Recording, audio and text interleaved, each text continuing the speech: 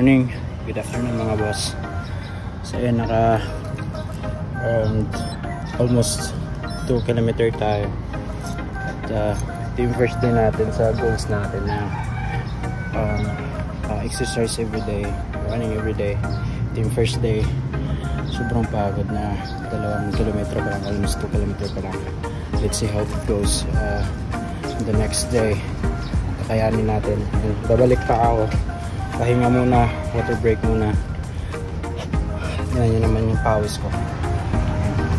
Relax na tayo kasi sobrang pagod na ako sa first day. Pero ayan, bukas, the next day, i-achieve natin yung goal natin every day run. Quick update tayo, no?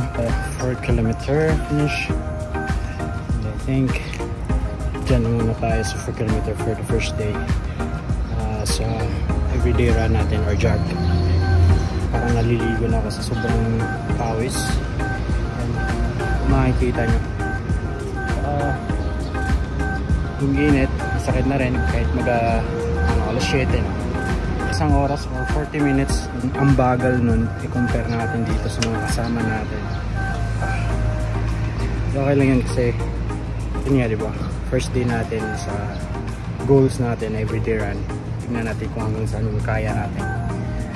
So ayan, pahinga, tubig, and then relax muna tayo, malayo pa yung duty time natin. Ayan, relax lang muna, hydrate tayo, tubig. Ayan, samahan nyo ako sa mga susunod na video natin.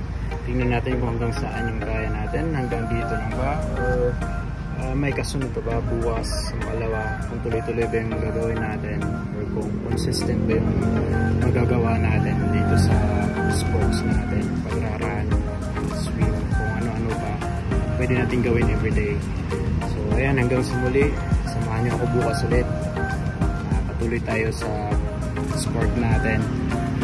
It's just peace.